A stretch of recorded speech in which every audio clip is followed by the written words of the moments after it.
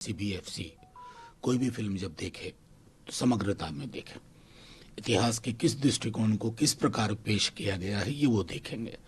और ban van के पक्ष में हम कतई नहीं होते हैं। अगर इंटेलेक्चुअली अगर वो फिल्म मान लीजिए कि बैंकरप्ट तो नहीं चलेगी। कई सारी प्रोपेगेंडा फिल्में नहीं चली, कितनी फाइल्स वाइल्स कहाँ कहाँ की बनाई गई, चली ही नहीं। पॉलिटिकल मोटिव था, चली ही नहीं। तो मैं इसलिए कह रहा हूं कि इसको सीबीएफसी अपना समग्रता में देखे। लेकिन हाँ, सीबीएसई ये देखे कि जो इतिहास की समझ है वो 2014 के बाद वाली नहीं होनी चाहिए, क्योंकि कई लोगों के लिए आज़ादी 2014 के बाद आई है। तो वो जो संदर्भ होता है ना, वो इतिहास को बौना बनाने की कोशिश ना हो। Otherwise, you are not going to oppose this film. नहीं, मेरा सीधे तौर कोई भी फिल्म हो बनाओ ना यार, फिल्म बनाओ। अगर उसके अंदर मादा होगा तो लोग देखेंगे, नहीं तो थिएटर खाली रहता है। हमने ऐसी भी फिल्में देखी हैं जिसमें खुद प्रोड्यूसर को 100-125 टिकट हर महानगर में खरीदने पड़ते हैं।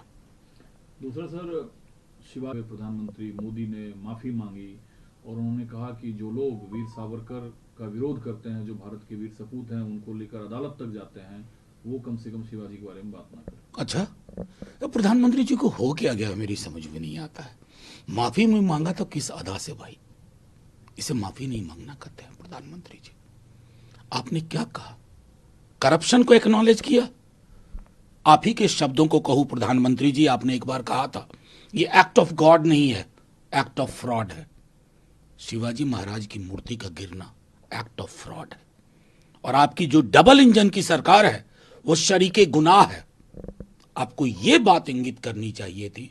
शिवाजी महाराज से और तमाम वैसे लोगों से माफी मांगने की कई वजह है, एक कहूं तो सैकड़ा निकलेंगे, जाने दीजिए। उधर असम में जो फैसला लिया गया है, घंटे का जो अवकाश मिलता था उसे खत्म कर दिया गया है और प्रोडक्टिविटी पर असर पड़ता था, इसलिए यह फैसला लिया गया, ऐसा मुख्यमंत्री नहीं, अब देखिए, मैं देख रहा हूं कि कुछ चीजें इस देश में हो रही हैं।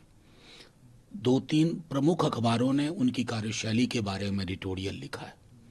ध्रुवीकरण, डॉग विसिल पॉलिटिक्स अगर आपके जहन का एकमात्र उपकरण बन जाए ना, तो समाज उद्वेलित होता रहता है।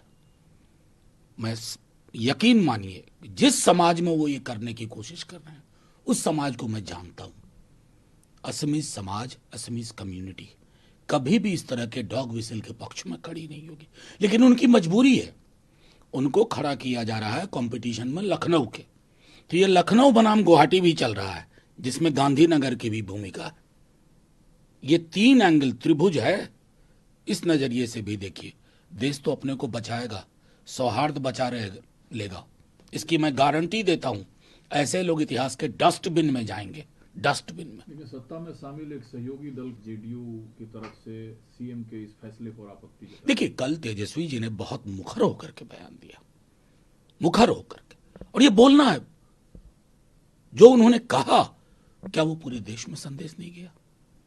किस तरह का, मतलब मुझे तो ताज्जुब होता है। प्रधानमंत्री जी कितनी बड़ी बड़ी बात करते हैं, विदेश में जाते हैं, मैं बुद्ध की धरती से आया हूं। अरे कौन सी बुद्ध की धरती?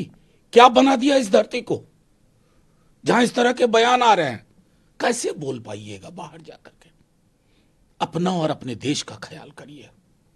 और मैं समझता हूं कि अगर जदयू ने कहा है तो साहब, वॉक द टॉक, बात यही नहीं रुकनी चाहिए।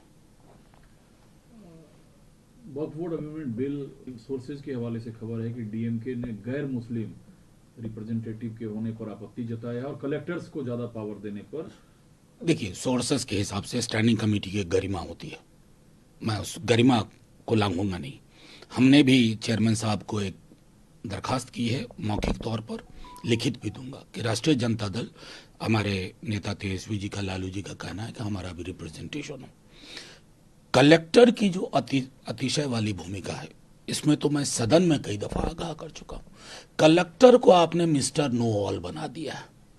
मिड डे मील का फैसला कलेक्टर, पोलियो का वैक्सीनेशन कलेक्टर, फलाना वैक्सीनेशन कलेक्टर, जमीन की नापी-जोखी कलेक्टर, चुनाव करवाना है कलेक्टर। साहब, कलेक्टर ना हो गया, कलेक्टिबल आइटम बना के रख दिया।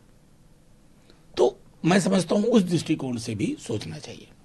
लेकिन जो वुमेन्स रिप्रेजेंटेशन है, रिप्रेजेंटेटिव की बात है, कांग्रेस का इस पर कहना है कि पहले भी गैर मुस्लिम प्रतिनिधि रहे हैं और महिलाओं को तो मैं सीधे तौर पर कहता हूँ स्टैंडिंग कमेटी के डिस्कशन का की एक गरिमा होती है। कलेक्टर वाली बात मैंने इसलिए कही कि कलेक्टर वाली बात पे चर्चा कई और संदर्भों में हुई थी। एक बार हम भी रिप्रेजेंटेशन दें, पूरी की पूरी रिपोर्ट आए, फिर समग्रता में इसकी चर्चा हो। GDP ratio 6.7 for nation and the poor people, वो तो मैंने देख लिया, लोगों ने चिंता व्यक्त कर दी है, बहुत चिंता व्यक्त कर दी है। इकोनॉमिक पॉलिसी रेटोरिक नहीं होनी चाहिए, रेटोरिक बना के रख दिया है। और मैं तो एक बात और कहूंगा कि जो बात हम नहीं समझ पा रहे हैं इस देश की, बार बार जब बात होती है तो मैं आर्टिकल 39 को रेफर करता हूं कि आर्टिकल 39 को देखिए, जो हमारे यहाँ संकेंद्रण है संपत्ति की, कॉन्सेंट्रेशन, इनकम इनइक्वालिटी का जो आलम है, उसके लिए कोई समझ नहीं है, कोई सोच नहीं है। न्यूज नेशन अब व्हाट्सएप पर खबरों के ताजा अपडेट के लिए न्यूज नेशन के इस क्यूआर कोड को स्कैन करें।